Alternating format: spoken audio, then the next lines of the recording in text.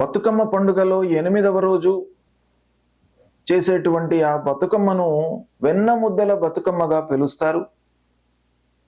అంటే ఈ వెన్న ముద్దల బతుకమ్మ లోపల ప్రధానంగా చేసేటువంటి పూజా కార్యక్రమాలు అంటే పూలతో ఏర్పరిచి ఆ అమ్మవారిని పూజించిన తర్వాత వెన్న ముద్దలను మనము నైవేద్యంగా సమర్పిస్తాము.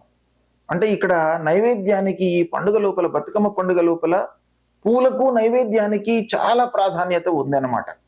అయితే ఈ 8వ రోజు చేసేటువంటి ఈ బతుకమ్మకు వెన్న ముద్దలను మనము నైవేద్యంగా సమర్పిస్తాం. వెన్న ముద్దలు అంటే పాలు, వెన్న, ఇవి అన్నీ కూడాను పశువుల ద్వారా వచ్చేటువంటివి అన్నమాట.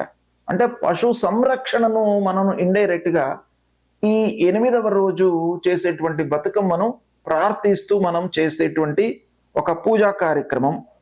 ఈ ప్రకృతి లోపల వచ్చేటువంటివన్నీ కూడాను మనకు అందాలి అనేటువంటి విషయాన్ని మనము ప్రార్థిస్తూ ఆ భూమాత యొక్క అనుగ్రహాన్ని పొందడానికి చేసేటువంటి పూజనే ఇది. దీన్ని బతుకమ్మ, వెన్న ముద్దల బతుకమ్మ అని అంటాం. ఇది మృదుత్వానికి, సాత్విక జీవనానికి, అంటే వెన్న సాత్విక జీవనానికి నిదర్శనం.